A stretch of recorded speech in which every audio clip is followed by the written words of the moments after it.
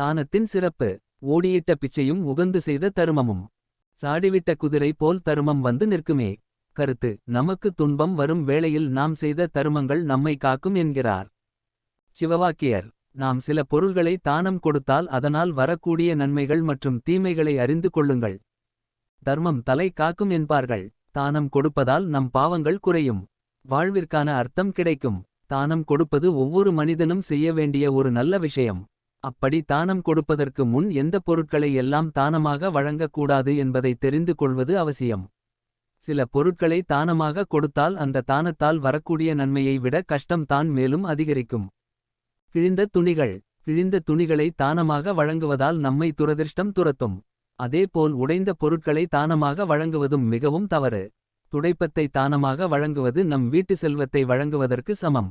அதாவது நம் வீட்டு லட்சுமி தேவியை கொடுப்பது போன்றது. எனவே வீட்டில் நிதி ரீதியான பிரச்சனைகள் கொண்டு வரும். பிளாஸ்டிக் பொருள். நாம் தானமாக வழங்கும் பொருட்களில் நெகிழி பொருள் இல்லாமல் இருப்பது நல்லது. பிளாஸ்டிக் இந்த மண்ணை கெடுப்பது போல நாம் வழங்கக்கூடியதான பொருளில் நெகிழி பொருட்கள் இல்லாமல் வழங்குவது அவசியம்.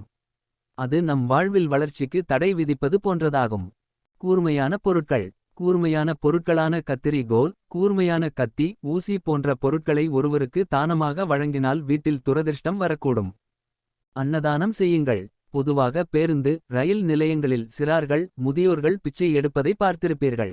அது போன்ற நபர்களுக்கு முடிந்தளவு காசு கேட்டால் கொடுக்காமல் உங்களால் முடிந்தளவு அவர்களுக்கு ஒருவேளை உணவு வாங்கிக் கொடுப்பது மிகவும் புண்ணியத்தை தரும்.